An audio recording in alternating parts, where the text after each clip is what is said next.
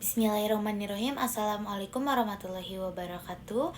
Perkenalkan, nama saya Regina Piwanda dari kelas A6 2024 dengan NIM 2406036. Baik, langsung saja kita jawab pertanyaan nomor pertama, yaitu mengenai bagaimana masjid itu bisa meningkatkan kesadaran spiritual masyarakat.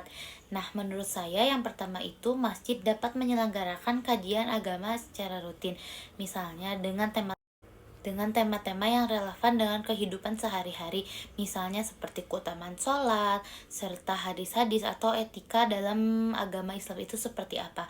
Hal ini dapat dilakukan baik secara langsung di masjid maupun secara online via daring seperti Google Meeting dan juga Zoom.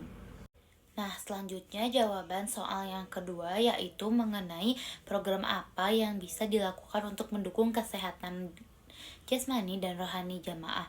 Yang pertama yaitu program yang bisa dilakukan untuk mendukung kesehatan jasmani dan rohani jamaah adalah Tadabur Islam. Tadabur Islam ini seperti jalan-jalan santai atau jalan-jalan sehat yang dilakukan oleh jamaah masjid tertentu supaya terlatih antara jasmani dan rohani yang dimiliki oleh setiap jemaah. Ketiga, mengenai apa jenis pendidikan atau pelatihan yang dapat diselenggarakan terkait kecerdasan emosional, intelektual, dan spiritual, yaitu dengan cara mengadakan pelatihan keterampilan praktis atau sederhana yang dapat meningkatkan kecerdasan intelektual dan keterampilan yang dimiliki oleh jamaah seperti kursus komputer atau kursus bahasa asing dan juga kursus kewirausahaan. Nah, selanjutnya jawaban dari soal nomor 4 bagian 1 yaitu mengenai bagaimana sih caranya supaya masjid ini dapat membantu jamaah untuk bisa meningkatkan kesejahteraan ekonomi mereka. Nah, caranya kayak seperti mengadakan sebuah pelatihan kecil. Setelah pelatihan tersebut, bisa mengadakan sebuah bajar untuk memberi ruang kepada para jamaah agar bisa terus mengembangkan ilmu yang telah mereka dapatkan dari sebuah pelatihan yang telah diselenggarakan. Nah, dengan itu ekonomi atau kewirausahaan yang bisa dihasilkan dari setiap jamaah itu bakal dilatih dari kegiatan tersebut. Selanjutnya kita masuk kasus yang kedua. Pertanyaan yang pertama yaitu mengenai prinsip apa sih yang harus dimiliki oleh seorang guru supaya menjadi seorang pendidik yang teladan. Nah, yang pertama itu ada prinsip yang dimana sebagai seorang mualim atau guru, yang dimana pendidikan adalah orang yang mempunyai hikmah atau perkataan yang baik untuk dapat memberikan pengetahuan yang baik juga kepada siswanya. Nah, selanjutnya yaitu sebagai murabi atau pendidik fana, yang dimana tugas pendidik itu tidak hanya untuk menyampaikan ilmu atau pengetahuan saja, tetapi juga untuk membentuk akhlak dan peserta didik itu supaya menjadi orang yang teladan.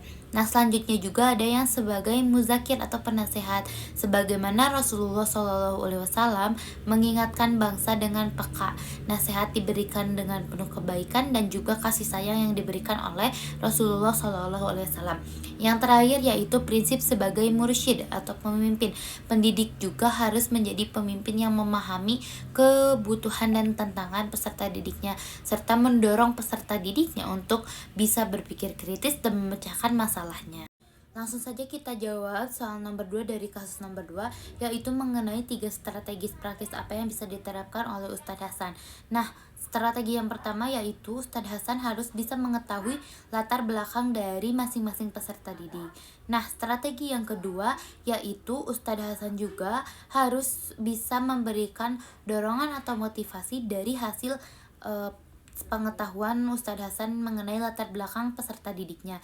Nah, yang ketiga yaitu Ustadz Hasan harus bisa memberikan sebuah ruang untuk berdiskusi di luar jam pelajaran. Contohnya seperti ada jam istirahat, Ustadz Hasan itu harus bisa memberikan ruang diskusi kepada peserta didik. Nah, selanjutnya kita langsung jawab saja pertanyaan nomor 3 dari kasus nomor 2, yaitu mengenai metode pembelajaran apa yang cocok untuk menerapkan situasi kelas yang menyenangkan. Yang pertama itu yaitu dengan mengadakan sebuah diskusi kelompok atau metode pembelajaran aktif learning, yang dimana di dalam sebuah diskusi kelompok ini bisa menyelesaikan masalah-masalah ringan dalam pandang dalam sudut pandang Islam. Contohnya seperti bagaimana saya bisa menerapkan toleransi dalam kehidupan sehari-hari sesuai dengan ajaran Islam. Selanjutnya kita masuk ke pembahasan terakhir, yaitu pembahasan dari kasus nomor 3 mengenai seberapa paham sih kalian mengenai Islam rahmatul lil alamin, ekonomi syariah, dan pernikahan dalam Islam. Yang pertama yaitu Islam sebagai rahmat bagi seluruh alam semesta, memuat ajaran yang membawa kebaikan, keadilan, dan juga kedamaian bagi seluruh makhluk, tidak hanya umat Islam saja. Nah, selanjutnya yang kedua yaitu ada ekonomi syariah. Jadi ekonomi syariah ini merupakan sistem perekonomian berdasarkan ajaran Islam yang mengedepankan keadilan, toleransi, dan juga kesejahteraan umum.